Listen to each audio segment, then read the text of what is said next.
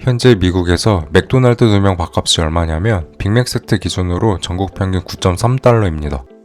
2명이면 약 19달러인데 근데 뉴욕이나 샌프란 같은 대도시로 가면 이야기가 달라지죠. 이 지역에서는 빅맥 세트가 13에서 15달러 정도인데 2명이면 30달러 정도 되고 사이드까지 시키면 더 넘습니다.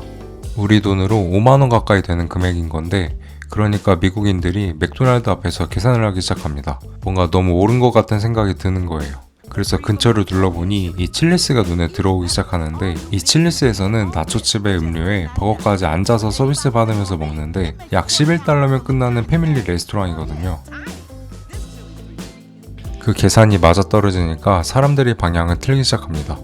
결과가 어떻게 나왔냐면 2025년 1분기 맥도날드 미국 내 방문객이 전년 대비 4% 줄었는데 저소득 및 중산층 고객은 10%나 가까이 빠졌어요. 같은 기간 칠리스 동일 매장 매출은 31% 올랐고 고객 수는 21% 늘었어요. 패스트푸드 왕이 패밀리 레스토랑한테 지고 있는 겁니다. 근데 칠리스가 사실 몇 년 전만 해도 죽어가던 체인점이었거든요. 2022년 직전까지 칠리스는 애매한 브랜드였습니다. 맥도날드처럼 싸지도 않았고 파인다이닝처럼 고급스럽지도 않은 그 중간 어딘가에 있는 곳이었어요. 이런 캐주얼 다이닝 체인들이 2020년대 들어 줄줄이 파산했는데 레드랍스터, TGI 프라이데이스, 후터스가 다 그 시기에 문을 닫았어요.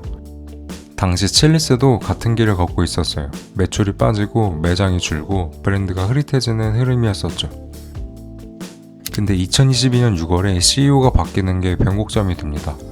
KFC 출신 마케터 케빈 호크먼이 칠리스에 합류하게 되는데 그가 제일 먼저 한 게 메뉴를 대폭 줄이는 거였어요. 수십 개 메뉴를 버리고 버거, 치킨, 파이타, 마가리타 4가지에만 집중했어요. 주방이 단순해지자 음식이 빨리 나왔고 직원이 손님에게 더 집중할 수 있게 됐었어요. 근데 이것만으로는 매출 급증이 설명이 좀 안 되죠. 메뉴 줄이고 서비스 개선한 체인이 한둘이 아니고 같은 전략을 썼다가 망한 것도 많으니까요. 칠리스가 진짜 달라진 건 따로 있었습니다. 2024년 봄 호크먼이 소셜미디어 데이터를 봤었는데 당시 미국인들이 패스트푸드 가격에 분노하고 있었죠. 맥도날드 빅맥 세트가 18달러가 됐다. 이 게시글이 바이럴이 되던 시기였는데 호크먼은 거기서 기회를 봅니다. 화난 소비자들이 대안을 찾고 있었다는 걸요. 그래서 결정을 내립니다. 패스트푸드를 직접 타겟으로 삼자고요. 2024년 4월 칠리스가 빅 스매셔 버거를 출시합니다. 빅맥의 2배 분량 되는 패티에 비슷한 구성으로 만든 버거인데 3포미 세트에 나초칩 무한 리필과 음료까지 포함해서 10.99달러로 냈어요. 동시에 광고 캠페인을 직접 맥도날드를 겨냥해서 냈고요. 그래서 당시 SNS가 폭발했었죠. That's solid. Yo, that's actually good, bro. I need the ranch. Don't judge me for this. 반응이 꽤 좋아서 사람들이 몰리기 시작했습니다. I'm telling you, this is one of the best burgers I've had from a chain restaurant. The 3 for Me deal also includes an appetizer like their bottomless chips and salsa plus an ice cold drink with unlimited refill. I can't believe this whole meal was cheaper than going to a fast food spot. 근데 이 10.99달러짜리 세트를 보고 온 손님의 80% 이상이 결국 프리미엄 메뉴를 시키게 되는데 돈을 조금 더 추가하면 됐거든요. 싸다는 입소문으로 몰려온 손님들이 스스로 지갑을 더 열게 된 셈인 거죠. 칠리스가 저가 프로모션을 하면서도 수익성을 지킬 수 있었던 이유가 여기 있었던 겁니다. 근데 한편으로는 결국 미끼로 끌어들이고 소비자가 결국 돈 더 쓰면 소비자 입장에서는 갈 이유가 별로 없지 않겠냐고 생각할 수 있는데 이 미끼 상품 외에 추가 돈을 더 쓰더라도 그게 맥도날드에서 쓴 돈이랑 비교했을 때 더 나았던 선택이었던 거죠.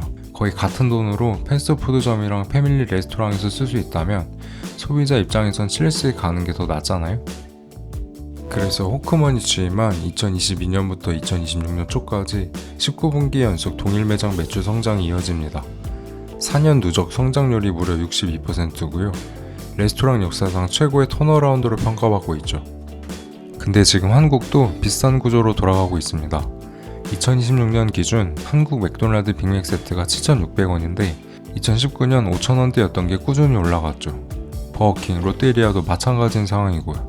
특히나 다른 외식값이 너무 오르면서 이제 그나마 가격 선방하던 패스트푸드가 저렴하다는 인식이 조금씩 흔들리고 있죠. 그러니까 소비자들도 고민이 되기 시작하는 거예요. 맥도날드에서 2명이 빅맥 세트 먹으면 거의 15,000원이 나오는데 애슐리 퀸즈 평일 런치가 19,900원이거든요. 돈 조금 더 내면 200가지 뷔페를 앉아서 먹을 수 있는 거죠. 예전엔 패스트푸드와 패밀리 레스토랑 가격 격차가 너무 커서 비교 자체가 안 됐는데 그 격차가 좁혀지면서 그냥 조금 더 내고 제대로 먹자라는 선택이 합리적으로 느껴지기 시작한 거예요. 이게 실적이 그렇게 증명하고 있습니다. 아웃백이 2025년 말 역대 최대 매출을 찍었고 애슐리 퀸즈는 4년 만에 매출이 5배로 늘었거든요. 미국에서 칠리스가 살아난 구조랑 한국에서 아웃백, 애슐리가 살아난 구조가 비슷합니다.